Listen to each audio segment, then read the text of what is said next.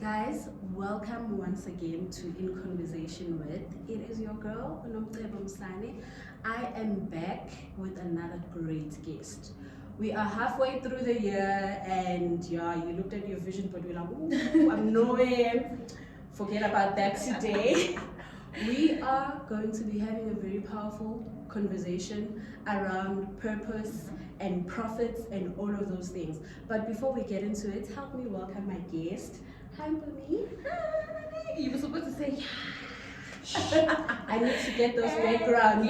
Then I'm gonna do that noise. How are you?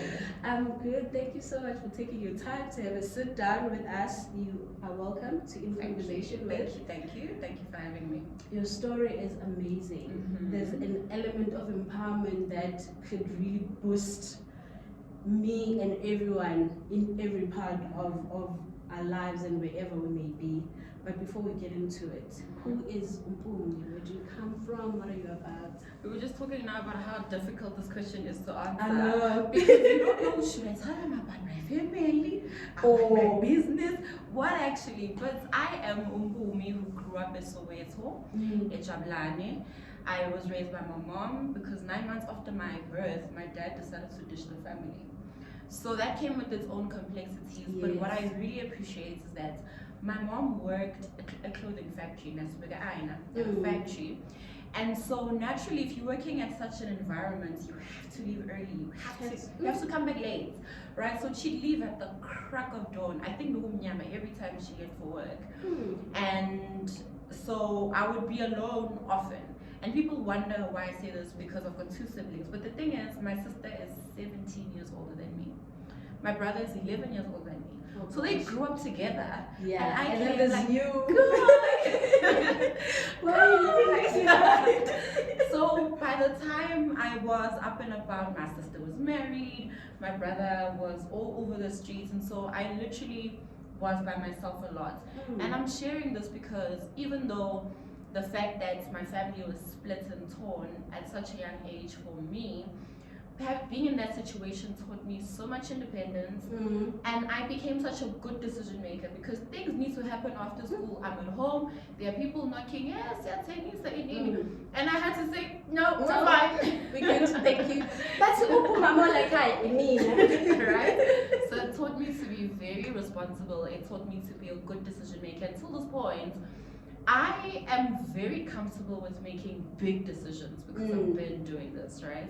So that's me. I grew up in Soweto. I'm a township girl, and which confuses people a lot because I'm introvert and I'm this intellectual and I'm a corporate hand. And then next thing I'm wearing a bucket hat, they're all star and they're just like, oh, is this the same person? But I'm multifaceted, multidimensional like that.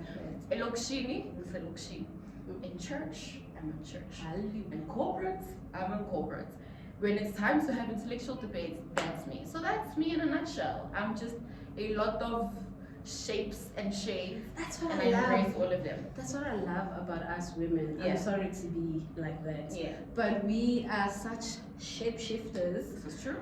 that people would think they actually know us, but they don't. They don't. I think it was confident. You only know what I want you to know. Literally. And We you only are know what I that show you. Everything else is for myself and my people. So yeah, that's me. So Mzulu Goli, Yes. Yes. And I know we frustrate KZN people so much because I see paka paka. It's like, okay, oh paka, what? At least she can still say the word right. At least. So the moment I'm Zulu Goli, I'm very like drawing a line. Like, No, but my KZN people. My family is from Newcastle, okay? Okay, so uvakashile eGoli, I came to visit and I never went back. Khumbule ekhaya. How do you write that? And I don't care. No man, thank you so much for sharing that background of where you come from. I always love to share that part of a person. Where do I come from? So you can kind of understand when I get you through the journey. Context. It gives you that knowledge that you thinking, this one went to Guti, and you're already separating yourself from that person. So thank you for sharing that background. Take me to Mpumi as a young girl. Like, Oh. what was going on in your mind? Mhm. You're thinking, oh, I'm going to conquer the world. Of This course. is what I'm going to do. Obviously, there's no other way to think. And then a little bit of who she was and what she wanted to achieve and all of those things. I love this question so much because when I talk about how I was as a kid, what I do now is like, oh, you've been knowing this. You've always been this kid. So I loved talking as a kid. I loved teaching as a kid. I would talk in church. Luckily for us, I grew up in the Adventist church. And in the Adventist church, everyone is given a platform. So it's not just the pastor the whole time who's preaching. If you want to do a morning service or afternoon service, you can. And so I think my training in speaking came from there. And I was very, very vocal and always volunteered to do those things because I just found fun in doing it. So as a kid, I think I had this authority about me and everybody knew. And I don't like saying this, but I'm going to say it because I think it might help somebody. I think because I understood my position relative to my peers, I became a bully. I am the one who always had toys. I'm the one who always was forward thinking in terms of what we need to do as kids, that I'm the one who has a say. If you don't do what I want, you leave. And the funny thing is, all the kids used to play in my yard. So if you're nasty, if you're funny, the rest of us are gonna have fun. You're gonna play alone. The traumas that other kids have to deal with. This is the thing, right? I had such a misconstrued idea of power, and I abused it and I misused it. And when it clicked to me that this is not the way you assert yourself or you command an environment, I started hating injustice. So every time I see somebody being a bully, and whether it's a bully as a kid or a bully as a president, I hate it so much. I hate injustice because I knew how other people felt at my hands, right? So I would collect all the kids in the neighborhood. After school, I'd teach them maths, I'd teach them English. Only because I was fortunate enough to go to a Model C school, which is also so mind-blowing how umuntu who earned 200 Rand every week from Eileen Clothes. How? And you know what? And then people see you later on in your life, they're like, yeah, you've always had it easy. And easy. Not by a long shot. So I was very fortunate to go to multiracial schools, and I'd get so bothered when I come back home and I speak in English to my peers, and they're just like, of course. If they can't beat you, what happened? They will drag you. 100%. So I would teach them English because I wanted us to be on par, and I was good at math, so I just wanted everyone to level up. And I was that person. And when we're done, we then play with my toys because I understood hard work is followed by reward, right? So we play with my toys. I'd often steal tomatoes from the fridge and it's coco sepapa so we can have a meal and play. Guys, we will discuss that some other day. Because wow, guys, easy esinayo. I have mansions in many houses. Of course. And then during school holidays, I'd then gather everybody again and we'd play Coca-Cola Pop Stars. I'm sure you remember that. We'd play beauty contest. And because it wasn't a lot of us, what we'd do is, if one day you're the host, the next day you judge. The next day you're part of the audience screaming. The next day you're the one who's the talent. But I always love just dragging the talent out of people and cultivating who they really are. I just wanted people to shine in what they were created as, but also to just ignite their brains and their minds so they are not like everybody else where they are. So that was me as a child. I always did stuff at church. I always did things in my community for the kids, and they always centered around teaching and speaking and building and raising people up. I love that. Mpumi from a young age, she knew who she was. Yes. She knew what given passion and talent and purpose that God has given her. At that point, I don't think I knew what the purpose was. I just knew what I loved and I'm good and at what it. I was gifted at. Yes. And so what I thought back then was, I want to be a psychologist because I'm such an empath. I want to help people and stuff. And we'll talk about it when I'll go more into it when we talk about what I do now. But I always wanted to be a child psychologist because kids were always at the center of what I did. And I just wanted to help them. So it only made sense for me. Also, When I was younger, it was social worker. I grew up in Lukshini, and we don't Yes. know what psychology is. Yes, So yeah. I was a social worker, but when I went into high school, and I started hearing no psychology, yeah, I was like, oh, that's the this one. is the one. This That is the is the definition. one. And that's what I wanted to do. I love that. It goes back to what we are going to be talking about today. We are talking finding profits in your passion. A lot of people you come across, they'll tell you, oh yeah, I'm doing this job, but I'm actually passionate about this. Oh yeah, like I tried doing my passion, but I couldn't match the profits Become and the all of starving those artist. things. You become a starving artist, and you literally end up living the very same thing that you are so good at. I personally believe that if you are very good at something, already God has revealed to you what it is 100%. that He wants you to fulfill, which path He wants you to go in. But again, we live in a world where you need profits and money to get things done. There's certain goals and dreams that you could never achieve unless you get the finances right. So tell me, from you being a young Mpumi, knowing that this is, and understanding that this is what I'm good at any point, did you ever find yourself where you're like, okay, I'm good at this, but how am I going to make it work financially? 100%. And I think my struggle was when I was told you're not going to be a psychologist because that will mean you're wasting your brain and you're just wasting your life. You want to listen to people's problems, ask your friends and help them.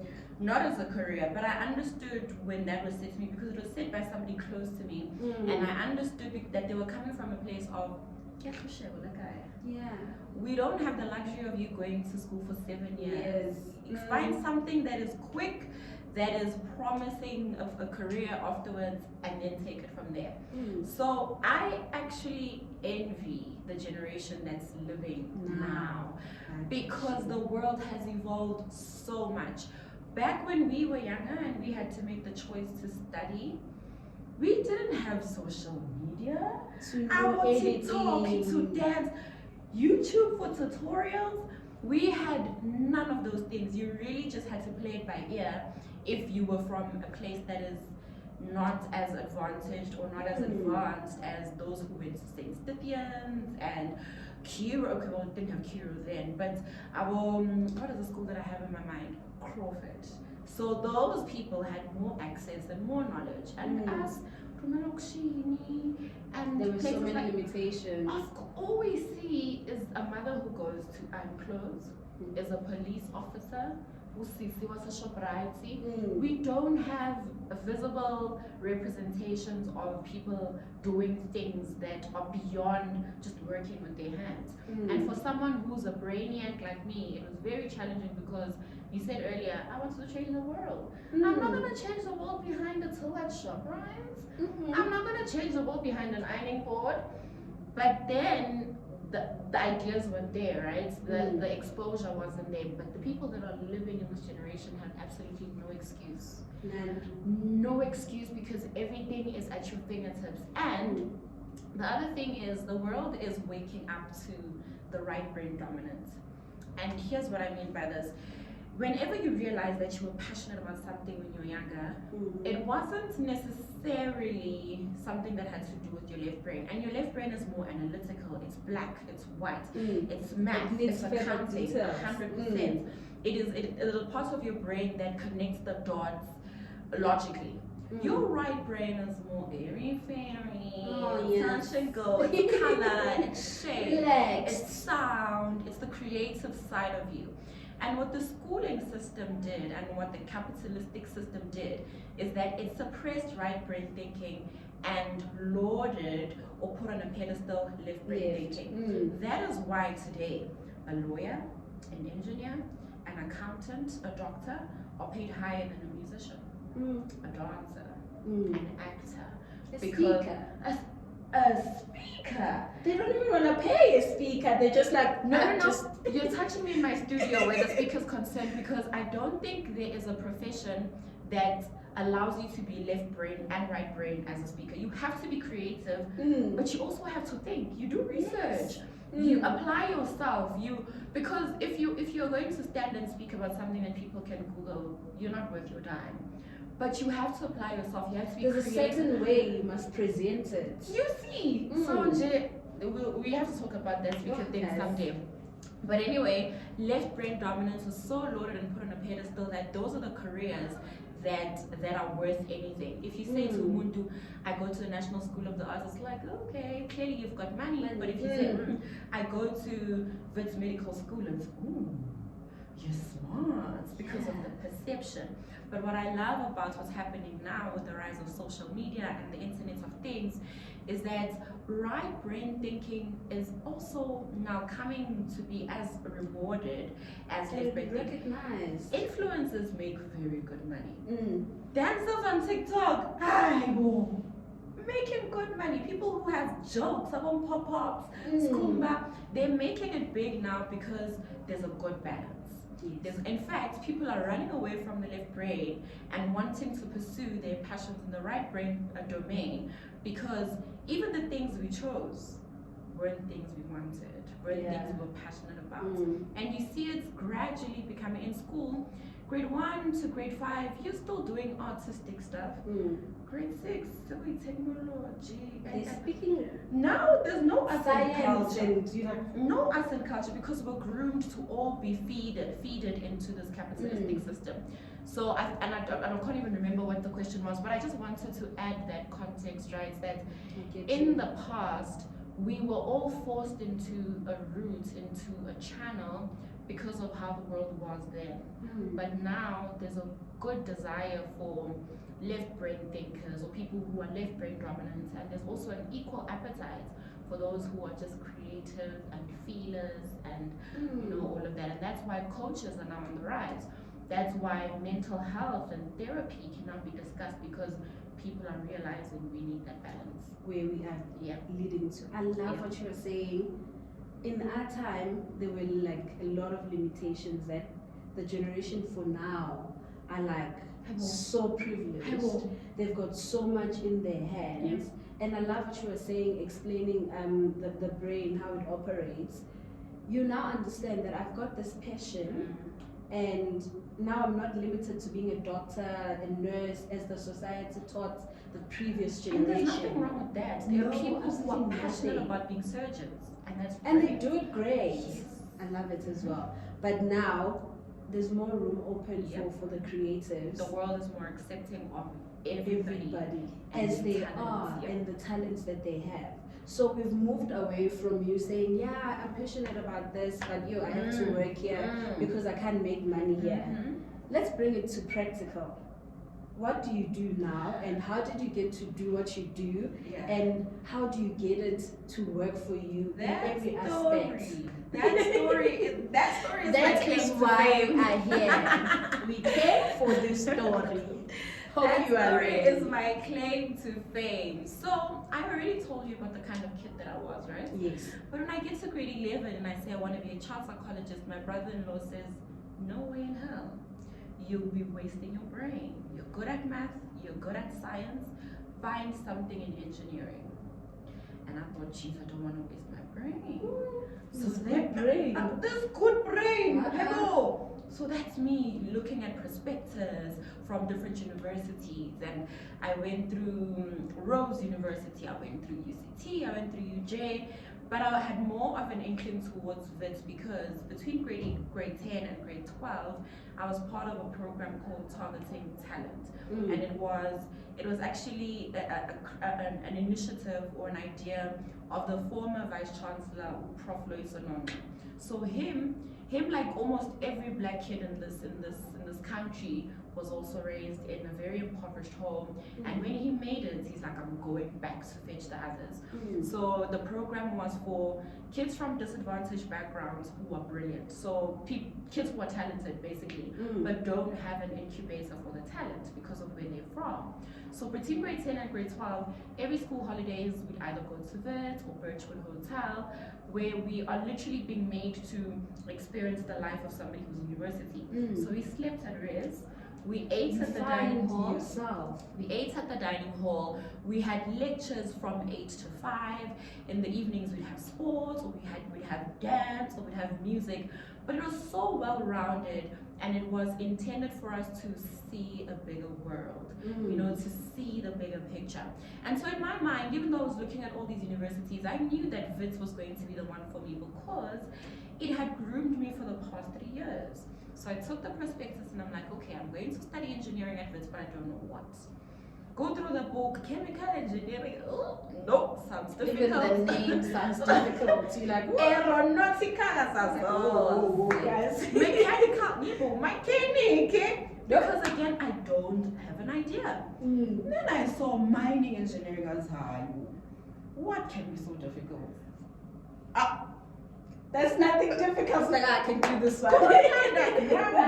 Blasting rocks, getting around. This is easy. That's me. Boy, was I in for the surprise of my life.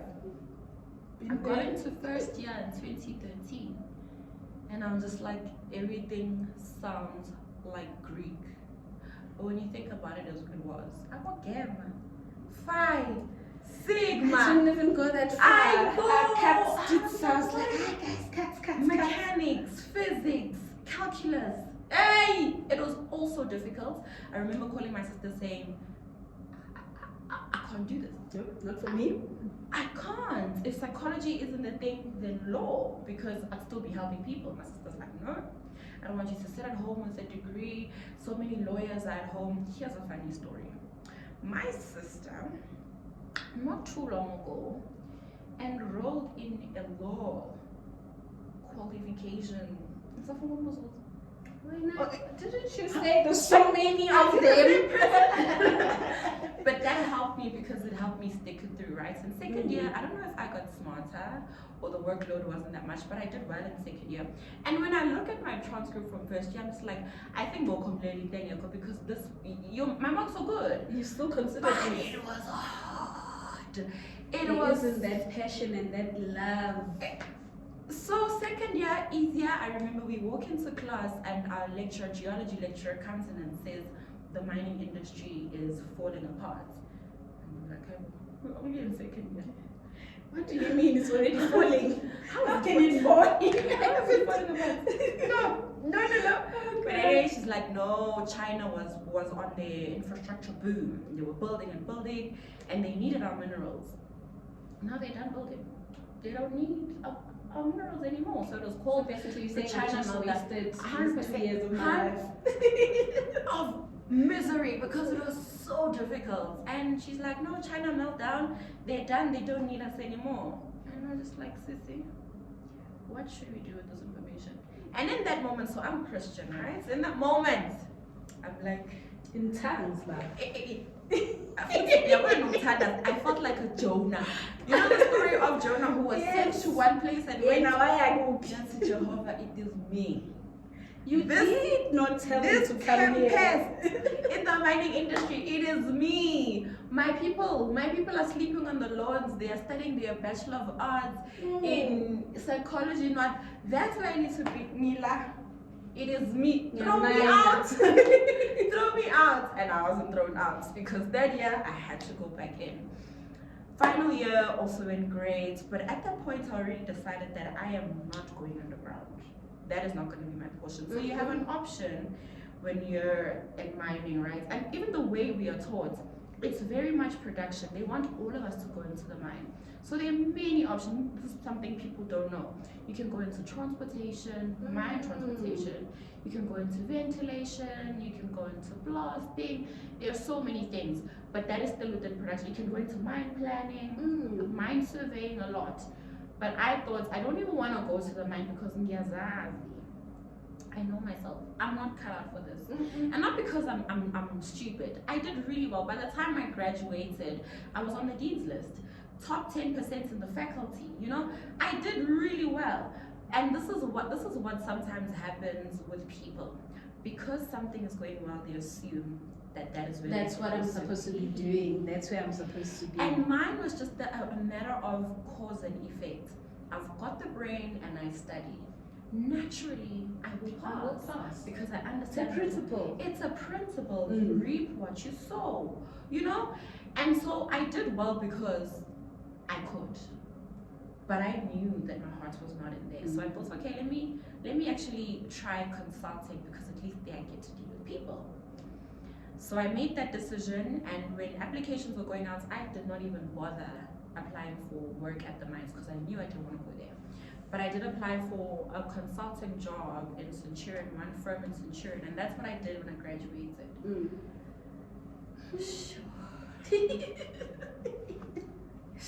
You get there like, Sure. my life choices. Look at me. So here's the interesting thing. In final year, between second, third, and final year, you have to do VAC work so that you qualify to graduate. But my bursary wasn't a bursary from an actual. Okay, and I don't know how to say this because I was actually funded by Cecil, but not Cecil the operation, Cecil Inzalo Foundation. So my bursary wasn't with the company directly, so I didn't get the privilege of going to VAC work at the end of every year. But this time, the school organized for those who didn't have VAC work but needed to graduate to go to specific companies. And so I went to Sibanye. It was called Sibanye then, now it's Sibanye Stillwaters. And I did my VAC work there. And I did so well in the VAC work that they told me, no, if you don't have a job, you can come back and work here. But the thing is, the contract I was being given as a graduate was the same as the VAC work students. And I was just like, what? What do you mean? I know that you're paying your graduates way better than this. What do you mean? So on the day where I was supposed to go sign the contract, I look at this thing and I say to those people in HR, can I just catch a breath outside? I go outside and I say to God, I don't want this. I don't have a job. Take me out. It's January 2017. I need to be starting Let's work. see. And I say to God, I don't want to do this. And He says to me, then, okay, don't. Let it go. I was like, I was kidding. I was kidding, sir. Unemployed. I'm not kidding, sir. And he's like, if you don't want to, let it go. And I went back in and I said, I won't be taking over. And bold step. And I went back home. Ngithembe, Do you know that uzothethiswa ukuthi uye kumsebenzi? That's gonna be that part reminding you. Do you know how hard it was to put you through school? What is it that you are doing now? I go back home and I'm proper terrified. I just let go of a job because 8,000 is better than nothing.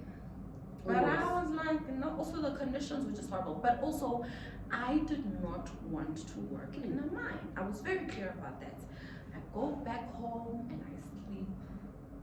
The next day, and I can't make this thing up, the next day I'm called to say, hey, remember you applied for this technical consulting job? Do you have work now? No, okay, come through for an interview, whatever. I'm just like, When he says let it go, he he knows what he has planned for That's how it works. All right. And I went and I got the job. But then again, 2017 was the most miserable year of my life. I would wake up every day dreading to face the day. I would sleep every night and my pillow would be wet with tears because I'm just like, I'm wasting away. I'm doing nothing meaningful with my life. I sit, I design a pit, I design a mine, I design the roads. None of that connects to my core. That's the power your passion has.